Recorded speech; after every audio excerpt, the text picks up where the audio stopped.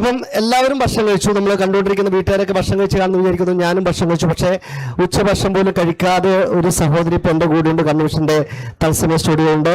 Mayukha Mambaram higher secondary സ്കൂളിൽ നിന്ന് വന്നിരിക്കുകയാണ്.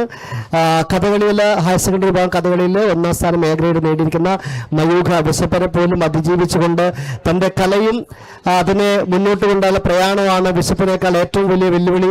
അതിലൂടെ മുന്നിലേക്ക് പോയിക്കൊണ്ടിരിക്കുന്നതിന് സംസ്ഥാനത്തേക്ക് കഥകളിയായിട്ട് നമ്മുടെ മമ്പറം ഹയർ സെക്കൻഡറി സ്കൂളിൽ പ്രത്യേകിച്ചുകൊണ്ട് നമ്മുടെ മയൂഖ പോവാണ്. മയൂഖ ഇപ്പം എൻ്റെ കൂടെയുണ്ട്, ലൈവിലുണ്ട്.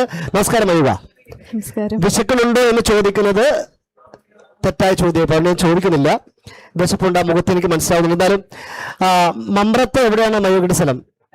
വേങ്ങാടാണ്. വേങ്ങാട് തെരുവാണോ? അല്ല, കുറച്ചും കൂടി വേങ്ങാട് തെരു കഴിഞ്ഞിട്ട് പോകണം. ഓക്കെ, മൈക്ക് കുറച്ച് താത്ത പിടിച്ചു. ഓക്കെ ഓക്കെ, അതായത് വേങ്ങാട് തെരുവിലാണോ? അല്ല, കുറച്ച് വേങ്ങാട് തെരു അങ്ങാടി. അതായത് ഗണപതി മണ്ഡപത്തിനടുത്താണോ? അല്ല അവിടെ പൊളിഞ്ഞു പോയ പഴയ സിനിമാ തിയേറ്ററിന്റെ അടുത്താണോ? അല്ല, കുറച്ചുകൂടി മുന്നോട്ട് പോകണം. അപ്പൊ ശരിക്കും അതിന്റെ സ്ഥലം എന്താ? വേങ്ങാട് എവിടെയാ? വേങ്ങാട് കൊല്ലംകണ്ടി എന്ന് പറഞ്ഞ സ്ഥലത്താണ്. കൊല്ലംകണ്ടി. വേങ്ങാടും ഉണ്ട് ഒരു കൊല്ലം. അതെ. കൂത്തുപറമ്പ് കോട്ടയുണ്ടല്ലോ. കൂത്തുപറമ്പില് ഒരു കോട്ടയുണ്ട്, വേറൊരു കോട്ടയുണ്ട്, കൊല്ലമുണ്ട്. എന്തെന്ന് അറിഞ്ഞൂടെ? അപ്പൊ എന്നാലും വേങ്ങാട്, കോട്ടയം, അല്ല കൊല്ലം കണ്ടി, കൊല്ലം കണ്ടി എന്ന സ്ഥലത്താണ്. ഓക്കെ, വീട്ടിൽ നിന്ന് ആരൊക്കെ വന്നിട്ടുണ്ട്? വീട്ടിൽ നിന്ന് അമ്മ വന്നിട്ടുണ്ട്. അമ്മയുടെ പേര് സന്ധ്യ. സന്ധ്യ. ആയിട്ടില്ലല്ലോ, സമയം 3 മണി ഉണ്ടാവുന്നുള്ളൂ. സന്ധ്യ ആകാൻ ഇനിയും ഒരുപാട് സമയമുണ്ട്. സന്ധ്യ എന്നാണ് അമ്മയുടെ പേര്. അച്ഛന്റെ പേരെന്താ? ഷാജി. ഷാജി. അമ്മ എന്ത് ചെയ്യുന്നു? അമ്മ ടീച്ചറാണ്. ടീച്ചർ ഏത് സ്കൂളിലാണ്?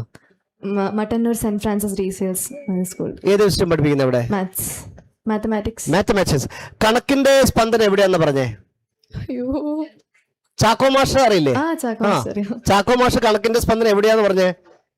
ഭൂലോകത്തിന്റെ സ്പന്ദന കണക്കിലാണല്ലേ? ഭൂലോകത്തിന്റെ സ്പന്ദന കണക്കിലാണെന്ന് ചാക്കോ മാഷ് പറഞ്ഞിട്ടുണ്ടായിരുന്നു. അപ്പൊ അച്ഛൻ എന്താ ചെയ്യുന്നേ? അച്ഛൻ ഗൾഫിൽ ജോലി ചെയ്യുന്നത്. നാട്ടിൽ വന്നിട്ടുണ്ടോ? ഇല്ല ഇല്ല. അപ്പം അച്ഛൻ വൈകിട്ട് വിളിക്കുമ്പോൾ കണ്ണൂർ വിഷന്റെ ഒരു അന്വേഷണം അറിയിക്കുക. ഈ കഥകളിയില് പിന്നെ ആരാണ് ഗുരുക്കരാരാണ്? എന്നെ പഠിപ്പിക്കുന്നത് കലാമണ്ഡലം മഹേന്ദ്ര മാഷാണ്. പക്ഷെ ഇന്ന് ചെയ്ത ഐറ്റം എന്നെ പഠിപ്പിച്ചത് കലാമണ്ഡലം നാരായണൻകുട്ടി ആശാൻ. അപ്പൊ നമ്മൾ ഫസ്റ്റ് കഥകളിയിൽ ആദ്യമായിട്ട് പിന്നെ അരങ്ങേറ്റം കുറിക്കുന്ന വർഷം ഏതായിരുന്നു? ഞാൻ ഈ കൊല്ലം അരങ്ങേറ്റം കുറിച്ച്. ഈ കൊല്ലമാണ്. അപ്പൊ പഠിച്ച എത്രാമത്തെ വയസ്സപ്പെടുന്നത് തുടങ്ങിയത്? ഞാൻ 2 കൊല്ലമായിട്ട് പഠിക്കുന്നുണ്ട്, പക്ഷെ ഈ കൊല്ലാണ് അരങ്ങേറ്റം. അപ്പൊ അരങ്ങേറ്റം കുറിച്ച വർഷം തന്നെ സ്റ്റേറ്റിലേക്ക് പോകാനൊരു യോഗം കിട്ടി അല്ലേ? എങ്ങനെയാണ് ഈ കഥകളിയോട് ഇത്ര ഒരു ക്രേസ് തോന്നിയത്? ചെറുപ്പത്തിലേ ഒരു ആഗ്രഹമുണ്ട് കഥകളി പഠിക്കണമെന്ന്. അങ്ങനെ ചെറുപ്പത്തിൽ ഇങ്ങനെ വീഡിയോസ് ഒക്കെ കാണും ഓരോ കഥകളിന്റെ. അങ്ങനെ പഠിക്കണം എന്ന് ആഗ്രഹം വന്ന് പഠിച്ചു. വീഡിയോസ് അല്ലാതെ നേരിട്ട് എവിടെയും പോയിട്ട് കഥകളി കണ്ടിട്ടുണ്ടോ? നാട്ടിൽ വന്നതിന് ശേഷം കണ്ടിട്ടുണ്ട്. അപ്പം നിങ്ങൾ നാട്ടിലല്ലായിരുന്നോ? അല്ല, എവിടെയായിരുന്നു? Saudi Arabia. സൗദി അറേബ്യയില്? സൗദി അറേബ്യയിൽ എവിടെ? Saudi അറേബ്യയില് Dammam. ദമാമിൽ എത്ര വർഷം ഉണ്ടായിരുന്നു അവിടെ? 13 കൊല്ലം. 13 കൊല്ലം. 6 വർഷത്തെ ഇടവേളയ്ക്ക് ശേഷം ഇന്ത്യ ചൂടം വന്നിരിക്കുന്നു എന്ന് പറയുന്ന പകരം 13 വർഷത്തെ ഇടവേളയ്ക്ക് ശേഷമാണ് നാട്ടിലേക്ക് വന്നിരിക്കുന്നത് അല്ലേ? അപ്പം നാട്ടിൽ നിന്ന് വന്നിട്ട് കണ്ടിട്ടില്ല? കണ്ടു. എവിടുന്ന്? ഇവിടെ തൃക്കൈക്കുന്ന് മഹാദേവ ക്ഷേത്രത്തില് കണ്ടായിരുന്നു. ഓക്കെ. അപ്പൊ നമ്മള് പിന്നെ കഥകളി അഭ്യസിക്കുന്നത് എവിടെ പോയിട്ടാ? നമ്മുടെ ഗുരുക്കര് അങ്ങോട്ട് പോയിട്ട് പഠിക്കുകയാണോ? ഗുരുക്കളുടെ അടുത്ത് അല്ലെങ്കിൽ കൂത്തുപറമ്പ് മഹേന്ദ്രമാഷിനെടുക്കുകയാണ്. അവിടെയാണ്. ഒരു ആഴ്ചയിലാണോ ക്ലാസ്? എങ്ങനെയാ? ആഴ്ചയില് ശനി ഞായറും. ശനി. എത്ര ടൈം ഉണ്ടാവും? 1 മണിക്കൂർ. 1 മണിക്കൂറാണ്. ഈ കഥകളി അഭ്യസിക്കുന്ന ഒരാൾക്ക് നമുക്ക് വേണ്ട ഏറ്റവും പ്രധാനപ്പെട്ട ഘടകം എന്താണ്? കഥകളി പഠിക്കുന്ന ആൾക്ക് കഥകളി പഠിക്കുന്ന ആൾക്ക് ഒന്നാമത്തത് താല്പര്യം എന്തായാലും വേണം. താല്പര്യം വേണം. ഓക്കെ, താല്പര്യം. പിന്നെ അങ്ങനെ പറയാനായിട്ട് അല്ല, നമ്മള് ഒന്ന് താളബോധം വേണം. പിന്നെ സംഗീതം അല്ലേ? പിന്നെ അഭിനയം ഒക്കെ വേണം. ഈ നമ്മൾ ഇതിന്റെ മുഖത്തെഴുത്ത് എന്താ പറയാ? ഇത് ചുട്ടി. ചുട്ടി. അത് ശരിക്കും അത് റെഡിമെയ്ഡ് ഉള്ള സാധനം തന്നെയാണ് ചുട്ടി എന്ന് പറയുന്ന സാധനം അല്ലെ? ചുട്ടി കുത്തുക. അതിൽ അരിപ്പൊടിയാണ് ഒരു ചുട്ടി കുത്തുന്നത് അല്ലെ? പിന്നെ പച്ചയെഴുത്ത് എന്താ പറയാ? മുഖത്തെഴുത്ത്. മുഖത്തെഴുത്ത്. പിന്നെ കത്തി വേഷം. പല വേഷങ്ങളുണ്ട്. പല വേഷം. ഇതിപ്പോ നമ്മുടെ കൃഷ്ണന്റെ ആണ് ഇത്? അല്ലല്ല, പച്ചവേഷം. പച്ചവേഷം ശരിക്കും ഏത് കഥാപാത്രത്തെയാണ് ഉദ്ദേശിക്കുന്നത്? പച്ചവേഷം ഈ രാജാക്കന്മാരെ കഥാപാത്രങ്ങൾക്ക് വേണ്ടിയിട്ടുള്ള പച്ചവേഷം. കൃഷ്ണന്റെ ഒക്കെ ആടുമ്പോ വരിക? കൃഷ്ണവേഷം എന്നാ നമ്മൾ പൊതുവെ പറയുന്നത്. ഇത് പച്ചവേഷം. രാജാക്കന്മാരുടെ പ്രൗഢ ഗംഭീരമായിട്ടുള്ള സ്ഥാനത്തിരിക്കുന്ന പച്ചവേഷമാണ്. ഞാൻ പലപ്പോഴും നമ്മള് ഈ ഓട്ടംതുള്ളിലും കഥകളിയൊക്കെ കാണുന്ന സമയത്ത് ഞാൻ ശ്രദ്ധിച്ചൊരു കാര്യമാണ് കണ്ണുകൾ ചുവന്നിരിക്കുന്നത് എന്തുകൊണ്ടാ? അത് ഈ ചുണ്ടപ്പൂ വെക്കുന്നുണ്ട്. ഇത് ചുണ്ടപ്പൂ ഒരു ചെറിയ സീഡ് പോലത്തെ ഒരു പൂവാ. അപ്പൊ അത് നനച്ചിട്ട് കണ്ണിലേക്ക് വെക്കുമ്പോ നല്ലോണം ചോക്കും. അപ്പൊ അത് നമ്മൾ ഈ കഥാപാത്രത്തിന് ചോപ്പ് ആവശ്യമാണോ? അതുകൊണ്ടാണോ? അതാണ്. പക്ഷെ ഞാനും ചോദിച്ചു, കാരണം ഇങ്ങനെ കണ്ണ് ചോദ്യം ഞാൻ ഇപ്പോഴും ഞാൻ നമ്മൾ അമ്പലത്തിൽ പോയി കഴിഞ്ഞാൽ ഓട്ടംതുള്ളി തോന്നുമ്പോൾ കണ്ണെപ്പോഴും. അപ്പൊ എന്താ പേര്? പൂവിന്റെ പേര്? ചുണ്ടപ്പൂ. അതെവിടെ കിട്ടും? അത് ഇവിടെ നാട്ടിൽ കിട്ടും. നാട്ടിലെ അപ്പൂവിന്റെ പേരെന്താ? ചുണ്ടപ്പൂ തന്നെയാണോ? ചുണ്ടപ്പൂ തന്നെ, ആശാമാര് നമ്മളോട് അങ്ങനെ പറഞ്ഞു, ചുണ്ടപ്പൂ. അതിപ്പോ നമ്മോട് ചോദിച്ചാൽ നമുക്ക് മനസ്സിലാവില്ല. ചുണ്ടപ്പൂ എന്ന് പറയുന്ന പൂവാണ് നമ്മളെ ഓട്ടംതുള്ളിലും കഥകളിക്കൊക്കെ ഏറ്റവും അനിവാര്യമായിട്ടുള്ളതാണ്. അത് കണ്ണ് ചോപ്പിക്കുന്ന എന്തിനാ ശരിക്കും? അത് ആ ഒരു വേഷത്തിന്റെ ഭംഗി കുറച്ചും കൂടി കൂട്ടാൻ വേണ്ടി, പിന്നെ പച്ചയുടെയൊക്കെ നടക്കി ഇച്ചിരി ചുവപ്പൊക്കെ വരും, ഗാംഭീര്യം തോന്നിക്കാൻ. ഗാംഭീര്യം തോന്നിക്കാണ്. വേറെ എന്തെങ്കിലും മത്സരത്തിൽ പങ്കെടുക്കുന്നുണ്ടോ? മോഹിനിയാട്ടത്തിൽ പങ്കെടുത്തിരുന്നു. കഴിഞ്ഞ മത്സരം കഴിഞ്ഞു. അപ്പം മൊത്തം എത്ര ഇങ്ങനെ 2 ഐറ്റത്തിലേ പങ്കെടുത്തിട്ടുള്ളൂ. അതില് നമ്മുടെ കഥകളിയിലാണ് സംസ്ഥാനത്തിലേക്ക് അരങ്ങേറ്റം കുറിച്ച ആ വർഷം തന്നെ സംസ്ഥാനത്തിലേക്ക് കണ്ണൂർ ജില്ലയെ പ്രതിനിധീകരിച്ചുകൊണ്ട് മമ്പറം ഹയർ സെക്കൻഡറി സ്കൂളിനെ പ്രതിനിധീകരിച്ചുകൊണ്ടാണ് നമ്മുടെ തൃശ്ശൂരിലേക്ക് സംസ്ഥാനത്തേക്ക് നമ്മുടെ മയൂഖ കഥകളിയിൽ മത്സരിക്കാൻ വേണ്ടി പോകുന്നത്.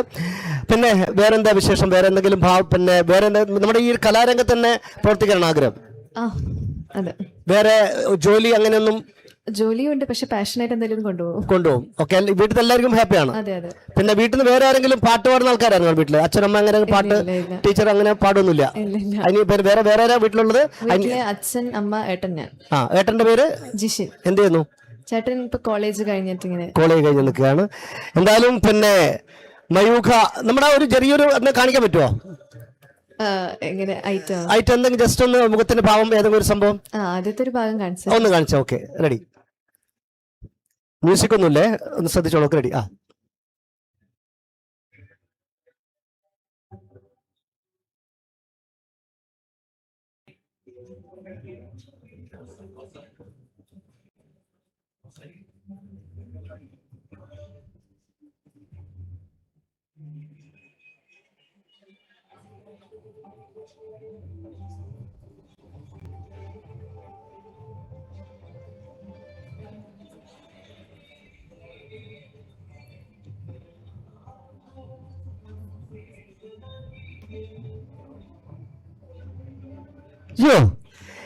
ഞാൻ ഇതുപോലെ വീട്ടിൽ നിന്ന് ആക്കാറുണ്ട്. ഞാൻ കണ്ണിന്റെ ഒരു പുരുവം പൊന്തിക്കാൻ മുഖം മൊത്തം പൊന്തിപ്പോവും.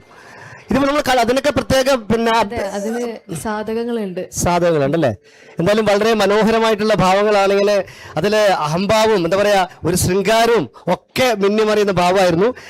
എന്തായാലും വളരെ സന്തോഷമുണ്ട്. ഞാൻ ഒരിക്കൽ കൂടി പറയുകയാണ്, നമ്മുടെ കണ്ണൂർ ജില്ലയെ പ്രതീക്ഷിച്ചുകൊണ്ട് മമ്പറം ഹയർ സെക്കൻഡറി സ്കൂളിനെ പ്രതീക്ഷിച്ചുകൊണ്ട് നമ്മുടെ സംസ്ഥാനത്തേക്ക് മയൂഖ കഥകളിയിൽ മത്സരിക്കാൻ വേണ്ടി പോകുന്നു. എല്ലാവിധ ഭാവങ്ങളും നേരുന്നു. നിങ്ങളുടെ ഗുരുക്കന്മാരോടും രക്ഷിതാക്കളും എല്ലാവരും അന്വേഷിക്കുക. ഭാവിയിൽ വലിയൊരു കലാകാരിയായിട്ട് മാറട്ടെ എന്ന് ആശംസിക്കുന്നു. സ്കൂളിൽ നിന്ന് ആരാണ് കൂടുതലായിട്ട് പ്രോത്സാഹിപ്പിക്കുന്നത്? സ്കൂളിൽ നിന്ന് ടീച്ചേഴ്സ് എല്ലാവരും ടീച്ചേഴ്സ് ഇവിടെ വന്നിട്ടുണ്ടോ? വന്നിട്ടുണ്ട്. ഓക്കെ, എന്തായാലും വളരെ സന്തോഷം. അപ്പൊ ഏതായാലും ഇവിടെ വന്നിരിക്കുന്ന വേദി നമ്മൾ ചെറിയ സമ്മാനമാണ്.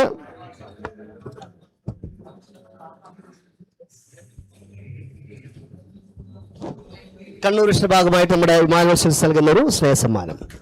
ഒരു വലിയ സമ്മാനമായിട്ട് വേണം ഇനി വരാൻ.